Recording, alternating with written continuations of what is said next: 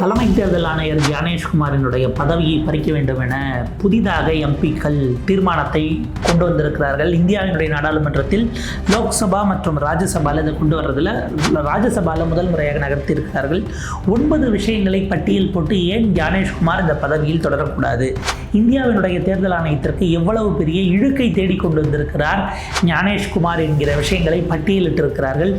ஏற்கனவே கொண்டு வந்ததை எப்படி திரு ஓம் பிர்லாவும் துணை குடியரசுத் தலைவர் திரு சிபி ராதாகிருஷ்ணனும் எடுத்து நிராகரித்தார்களோ அப்படிதான் இதுவும் நிராகரிக்கப்பட போகிறதா?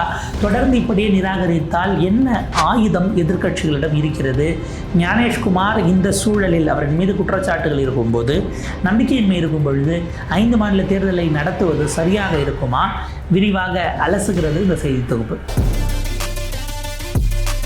இந்தியாவினுடைய தலைமை தேர்தல் ஆணையர் சீஃப் எலெக்ஷன் கமிஷனர் திரு ஞானேஷ்குமார் அவர்கள் மீது ஏற்கனவே லோக்சபா மற்றும் ராஜ்யசபாவில் எம்பிக்கள் கையெழுத்து போட்டு எதிர்க்கட்சி எம்பிக்கள் நம்பிக்கையில்லா தீர்மானத்தை கொண்டு வந்தார்கள். அவருடைய பதவி பறிக்க வேண்டும் என்று காரணங்களை பட்டியலிட்டார்கள். அது நிராகரிக்கப்பட்ட நிலையில் இரண்டாவதாக ஒன்று இப்போது சப்மிட் பண்ணப்பட்டிருக்கு. 73 எம்பிக்கள் ராஜ்யசபாவில் கையொப்பமிட்டு நம்ம அதை ஒயரில் பார்க்குறோம். With 9 charges, 73 opposition MPs move fresh notice in Rajya Sabha to remove CEC Gyanesh Kumar என்கிற இந்த செய்தியை பார்க்கிறோம். 9 விஷயங்கள் என்னென்னவாக இருக்கிறது அப்படிங்கிறத ஒன்றொன்னா பார்க்கலாம். அதற்கு பிறகு குற்றச்சாட்டு கையொப்பமிட்டது யார் அப்படிங்கிறதெல்லாம் பார்க்கலாம். திரு கபில் சிபில் உள்ளிட்டவர்கள் இது தொடர்பாக விரிவான ஒரு ப்ரெஸ் மீட்டையும் கூட கொடுத்திருக்கிறார்கள். ஏற்கனவே தொடர்ந்து, அதாவது ஒரு அரசியல் அமைப்பு பதவியில் உட்காரக்கூடியவருக்குரிய நன்னடத்தையோடு அவர் நடந்து கொள்ளவில்லை, ஒரு சார்பு தன்மையோடு இருக்கிறார். குறிப்பாக மாடல் கோடு அந்த விவகாரத்தில் அவர் ஓப்பனாக ஒரு கட்சியினுடைய ஆதரவு நிலைப்பாட்டை எடுத்து விட்டார் என்கிற அடுக்கடுக்கான குற்றச்சாட்டுகளை வைத்து அந்த கடிதம் கொடுக்கப்பட்டிருக்கிறது. என்னென்ன அப்படிங்கிறத பார்ப்போம். முதல் சார்ஜ் பார்ட்டிஷன் ஏசிமெண்ட்ரி மாடல் கோட் ஆஃப் கான்டாக்டில் ரொம்ப முக்கியமானது. இப்போ சமீபத்திய உதாரணத்திலிருந்து அவர்கள் தொடங்கியிருக்கிறார்கள். நீங்கள் தேர்தல் நடத்தை விதிமுறைகள் அப்படிங்கிறது அமலுக்கு வந்தால் அது எல்லாருக்கும் ஒன்று தான்.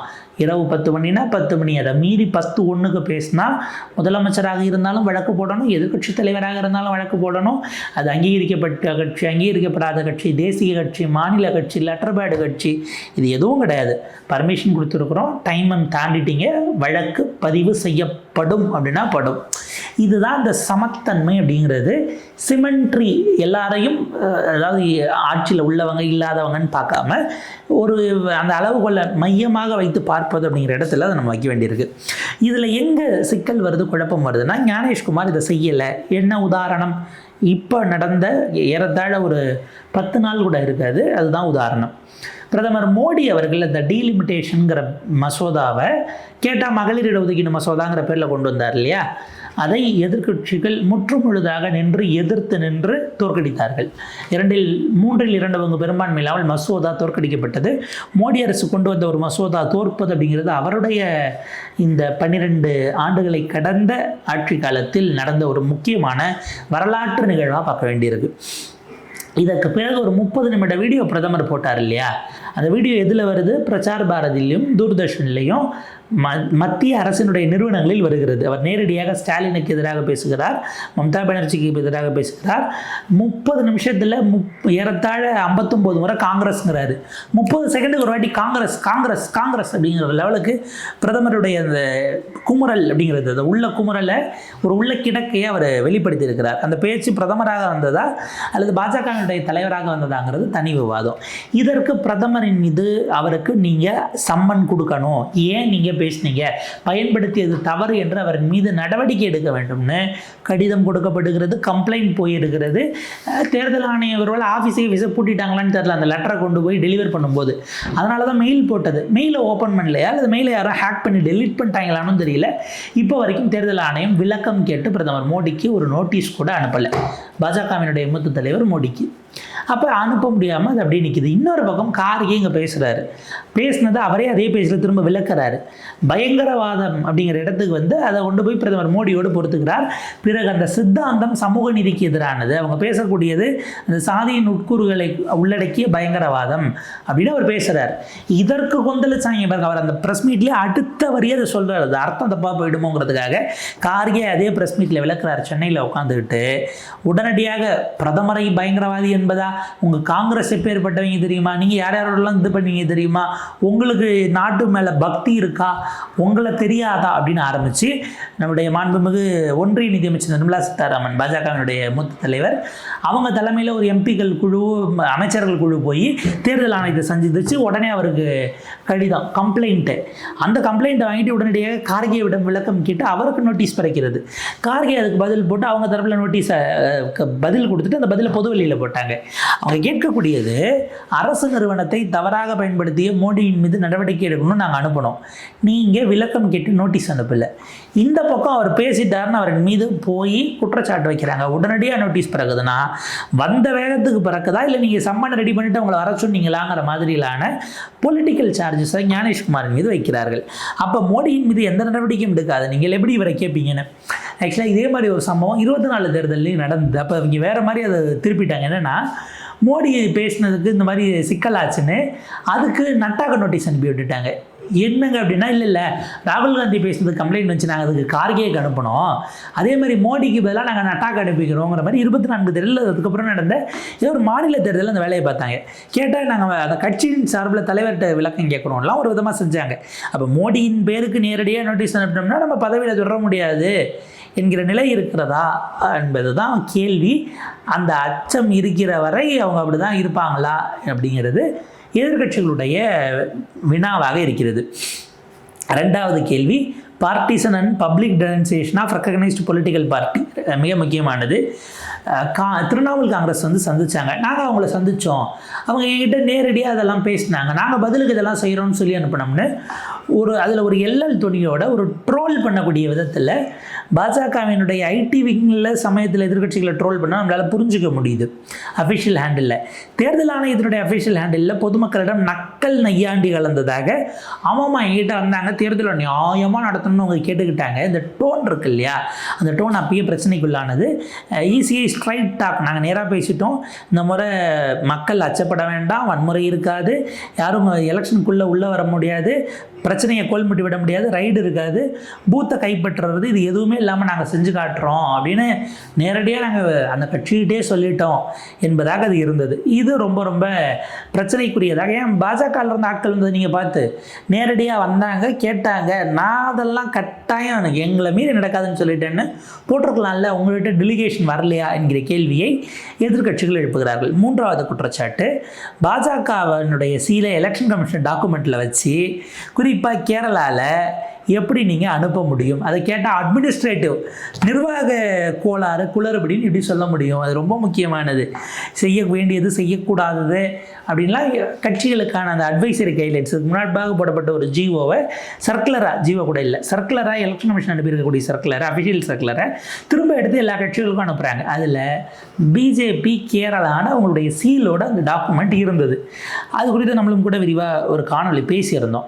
எப்படி பாஜகவோட சீல் எலெக்ஷன் கமிஷன்ட்ட வந்தது, பாஜக சீல் போட்ட டாக்குமெண்ட்டை அப்படியே எல்லா கட்சிக்கும் அனுப்புறீங்கன்னா நீங்கள் எந்த ஆஃபீஸில் வேலை பார்க்குறீங்க, உங்கள் ஆஃபீஸ் இருக்கக்கூடிய எதில் இருக்குது, உங்கள் ஆஃபீஸ் வந்து அட்ரஸ் என்ன, லொக்கேஷன் மாறிடுச்சா, இல்லை சில இடங்கள்லாம் ஒரே அலுவலகத்தை எடுத்து 2 பேர் ஷேர் பண்ணிப்பாங்க, 2 பேரை ஷேர் பண்ணிக்கிற மாதிரி ஏதோ ஆஃபீஸ் ஸ்பேஸை ஷேர் பண்ணிக்கிறீங்களா அப்படிங்கிற கேள்வி வருது.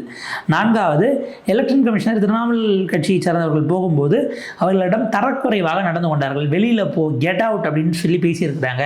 தேர்ந்தெடுக்கப்பட்ட மக்கள் பிரதிநிதிகள் நாடாளுமன்றத்தில் 3வது பெரிய கட்சியாக இருக்கக்கூடிய எண்ணிக்கை கொண்டவர்கள், அந்த டெலிகேஷனை நீங்கள் உங்களுடைய பதவிக்குரிய கண்ணியத்தோடு நீங்கள் நடந்து கொள்ளவில்லைங்கிற குற்றச்சாட்டை 4வதாக வைத்திருக்கிறார்கள். 5வது குற்றச்சாட்டு, எஸ்ஐஆர் என்கிற பெயரில் மேற்கு வங்கத்தில் செஞ்சிருப்பது மாஸ் டிஸ்என்ஃப்ரான்ச்சைஸ்மெண்ட்.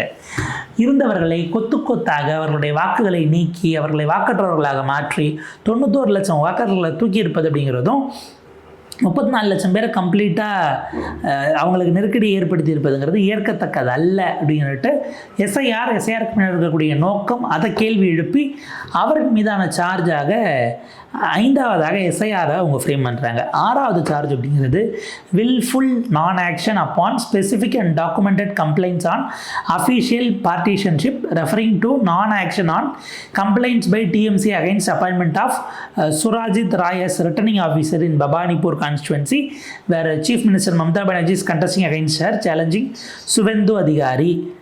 अच्छा, Roy, the TMC has alleged in its complaint that ECA last month enclosed to அதிகாரி. இது ரொம்ப கவனிக்க வேண்டியது. கடந்த மாதம் அங்கே இருக்கக்கூடிய பாஜகவினுடைய இன்னைக்கு எதிர்கட்சி தலைவராக இருக்கிறவருக்கு நெருக்கமாக இருந்த ஒருவரை கொண்டு போய் அங்கே அதிகாரியாக போடுறாங்க, ரிட்டர்னிங் ஆஃபீஸராக. இது தொடர்பாக அவங்க 2 பேரும் நெருக்கமாக இருந்த புகைப்படங்கள், ஆவணங்கள், ஆதாரங்கள் எல்லாமும் கொடுத்த பிறகு அந்த இடத்த விட்டு மாற்றிருக்கணும் இல்லையா? கம்ப்ளைண்ட் கொடுத்த பிறகு மாற்றாமல் வைத்திருப்பது என்பது ஏற்கத்தக்கதல்ல. அப்போ ஞானேஷ்குமார் அதை விரும்புகிறாரா? தேர்தலில் ஒரு ஆதரவு கொண்டவர்கள், பாஜக ஆதரவு கொண்டவர்கள் தேர்தல் அதிகாரிகளாக இல்லை மற்ற பொறுப்புகளில் உட்காருவதை ஞானேஷ்குமார் திட்டமிட்டு நடவடிக்கை எடுக்காததன் மூலமாக அதை அங்கீகரிக்கிறாரா அப்படிங்கிறத அவர் மீதான 6வது சார்ஜாக வைக்கிறாங்க. இதுக்கடுத்து பார்த்திங்கன்னா 7வது சார்ஜுங்கிறது எஸ்ஐஆர் சம்மந்தமான விஷயங்களில் டிஃபெக்டிவ் அப்படிங்கிற உள்நோக்கத்தோடு அது குறைபாடு உடையதை கொண்டு வந்தது அப்படிங்கிறதும். 8வது சார்ஜ் வந்து பார்த்திங்கன்னா அட்வர்ஸ் ஜுடிஷியல் அப்சர்வேஷன்ஸ் அப்படிங்கிறது. உச்சநீதிமன்றம் தன்னுடைய சர்க்குலர்ஸை மிஸ்இன்டர்பிரேட் பண்ணுற மாதிரி அவர் அதை சில வேலைகளை செய்திருக்கிறார்னு ஒரு குற்றச்சாட்டு வைக்கிறாங்க. 9வது இல்லீகலி, அதுதான் ரொம்ப முக்கியமானது. தமிழ்நாடு சம்பந்தமாக அந்த 9வது குற்றச்சாட்டு போயிருக்கு.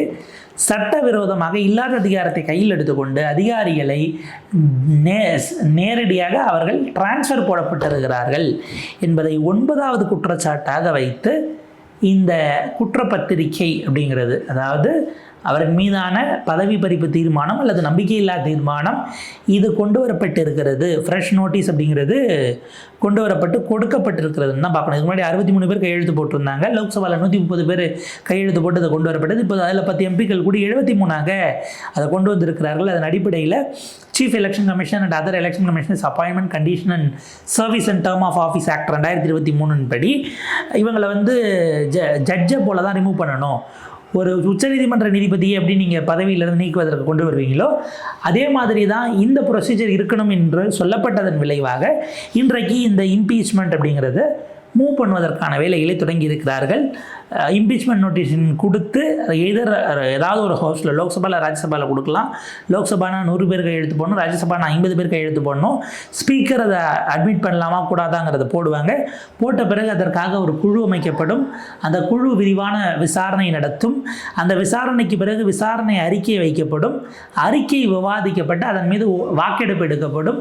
அந்த வாக்கெடுப்பில் அது என்ன வாக்கு வருதுங்கிறத பொறுத்து ஏற்றுக்கொள்ளப்படுது. நிராகரிக்கப்பட்டால் அது அங்கேயே முடிஞ்சிடும். ஏற்றுக்கொள்ளப்பட்டால் அது ஏற்றுக்கொள்ளப்பட்டது அப்படிங்கிற அந்த டெசிஷனை மாண்புமிகு குடியரசுத் தலைவருக்கு நீங்கள் கம்யூனிகேட் பண்ணணும். கம்யூனிகேட் பண்ணப்பட்ட பிறகு குடியரசுத் தலைவர் அதுக்கு ஒப்புதல் கொடுத்து அது அரசிதழில் வெளியாவதோடு அவருடைய பதவி என்பது பறிக்கப்பட்டதாக அவர் அந்த பதவியிலிருந்து விலக்கப்பட்டதாக அறிவிப்பு என்பது வரும். இதுதான் ஹோல் ப்ராசஸாக இருக்குது. இதில் தான் திரு ஞானேஷ்குமார் அவர்களின் மீது இவ்வளவு குற்றச்சாட்டுகள் இருக்கு. இந்த 9 குற்றச்சாட்டுகளையும் வைத்து எதிர்கட்சிகள் கொண்டு வந்திருக்கிறார்கள். இது அட்மிட் ஆகுமாங்கிறதுலே நமக்கு சந்தேகம் இருக்கிறது. ஓம் பிர்லா அவர்களும் சிபிஆர் அவர்களும் இதற்கு முன்பாகவே செஞ்சுட்டாங்க இல்லையா? ஒரே நாளில் அடுத்தடுத்து ஒரு 1/4 மணி நேரம் கேப்பில் நாங்கள் அதை உள்ள அனுமதிக்கவே இல்லை, ரத்து செய்தோம் அப்படிங்கிற இடத்துக்கு அவங்க அதை கொண்டு வந்தாங்க. அதுவே நமக்கு அதிர்ச்சி அடைகிறதுக்கு ஒன்றும் இல்லை. பாஜக அதை செய்யலைனா தான் நம்ம அதிர்ச்சியாக இருக்கணும்னு விஷயம் தெரிந்தவர்கள் சொல்லியிருந்தார்கள். ஆனால் இதை எந்த எல்லை வரைக்கும் அவங்களால கொண்டு போக முடியுங்கிறது கேள்வி. இந்த சூழலில் தான் 7 ராஜ்யசபா எம்பிக்கள் ஆம் ஆத்மியிலேருந்து மொத்தமாக தூக்கிட்டு வந்து பிஜேபி இங்கே சேர்த்து வச்சுருக்கு. 113ஆக அவங்களோட ஸ்ட்ரென்த் வந்திருக்கு.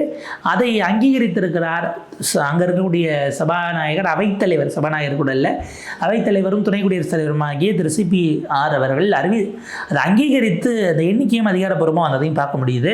பதவியை பறிக்கணுமா கூடாது, அது மிகப்பெரிய சட்ட விவாதம். ஆனால் ஞானேஷ்குமார் குறித்த உரையாடல் விவாதம் மிக தேவையானது. அடிப்படையில் குறைந்தபட்ச தார்மீக ரீதியிலாக பார்த்திருந்தால் என் மீது குற்றச்சாட்டுகள் இருக்கிறது, அது விவாதிக்கப்பட்டு நான் அதிலிருந்து விலகுகிற வரை, என்னை நானே விடுவித்துக் கொள்கிற வரை இந்த தேர்தலை நான் தலைமை இருக்கல, நம்பர் 2 நம்பர் 3 இருக்கிறாங்க மற்ற 2 தேர்தல் அதிகாரிகள், தேர்தல் ஆணையர்கள், அவங்க பார்ப்பாங்கன்னு அவர் சொல்லியிருந்தால் அது தார்மீக ரீதியிலாக சரியானதாக இருந்திருக்கும். ஆனால் தார்மீக ரீதியிலான விஷயங்கள் எல்லாம் விவாதிக்கிற அளவுக்கு இந்தியாவினுடைய அரசியல் இல்லாமல் போனால் பரவாயில்லை.